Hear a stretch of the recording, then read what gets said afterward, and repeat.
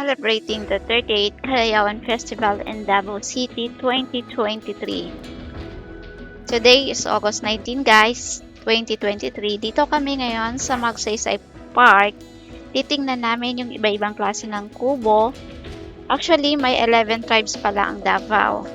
Isa dito yung Ata, Magabawa, Manobo, Salong, Tausug, Sama, Eranon, Maguindanao.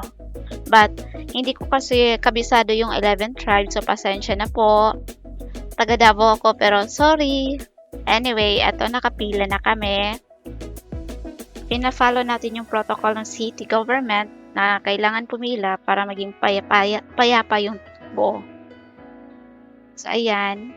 Kung nakikita nyo dito sa mga gilid-gilid guys, may mga tinda-tindahan dito. May mga fruit stand, especially nandyan talaga yung bida sa lahat, yung durian. Pero may mga mangustin, rambutan, at iba-iba pang klaseng prutas guys. May mga mesa dyan, pwede kayong umupo, kakain.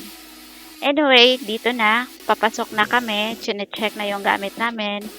May mga bawal kasing dalhin guys sa loob, especially kung nakikita nyo yung mga plastic bottle. Hindi siya pwede kung hindi transparent yung lalagyan nyo ng tubig. Yan yung isa sa mga protocol na kailangan i-follow. Anyway, before kami dyan titingin sa mga kubo, kailangan talaga din namin pagpa-picture. So, for documentary. So, ayan, papasok na kami dito sa isang kubo. Actually, may nakalagay dyan kung mapapansin mo. Nandiyan, kamo. I don't know anong ibig sabihin, but for me siguro, for me ha, tuloy kayo. Anyway, nanood kami. May sumasayaw. Yan yata yung sayo sa tribo nila. Cute nga tingnan, no? Daming nanonood.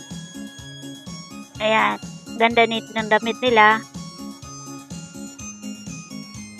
Aming kumukuha ng picture-picture. Isa na doon yung hobby ko. Siya yung aming photographer. Video. Hindi namin tinapos, guys. Kasi may mga dadaanan pa kaming mga kubo. Actually, late na kasi kaming dumating. So, nagmamadali na kami. Kasi baka dumilim na, hindi kami makakuha ng magandang video. Magsasama naman yung papasukan namin. Ayan, ganda yung kubo nila. Colorful. Ayan, punta tayo sa gilid. Siyempre, nandito na rin tayo. Igagrab natin yung opportunity na tingnan ko ano yung mga ano nila. Yung mga bahay-bahay nila sa lugar nila. At saka bihira lang ito mayari sa Davao. Once in a year lang to. So, ayan, nagpa-picture kami. Actually, bangka yung sa likod. Ayan, may nabasa nga ako, Bagsakagan. Tribe din yan. Ayan, pumasok naman kami. Dito naman sa Panibago, Turugan. Ayan, maakyat-akyat kami. Sabi ko nga kay daddy, careful ka. Kasi nagbibideo nga siya. Sabi nga niya, pause ka sandali, pause ka. Ayan, ako naman, go. Pause. 1, 2, 3. Yan. So, ayan. Naghahanap ako ng ballpen ko kasi nasa ano kasi nila is mag-logbook ka. May ballpen naman sila pero yun na nga dahil Girl Scout tayo, laging handa. May sarili akong ballpen syempre. So, ako yung taga-sulat sa aming tatlo. Yung hari lang yung tumitingin. Ayan. Record. Siyempre, kailangan din natin i-follow yung mga rules nila, diba? Good citizen tayo, right? Ayan, nakapasok na kami. Ayan, nakapa-picture kami dito sa loob.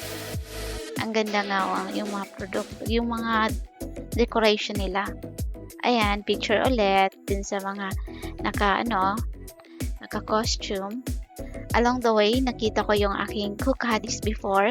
Shout out Ate Dara. I'm glad I see you again. Ayan. So, for now guys, picture na lang ako kasi dumidilim na. Ayan. Every kubo pala, nagpapapicture kami. Pero sorry lang, hindi ko ma-mention lahat ng kubo. Ayan. Pose.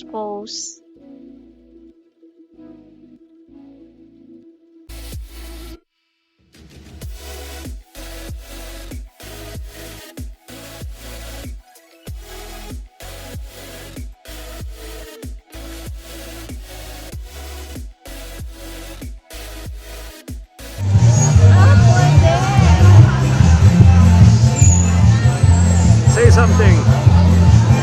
I love you. Happy Kadayawan.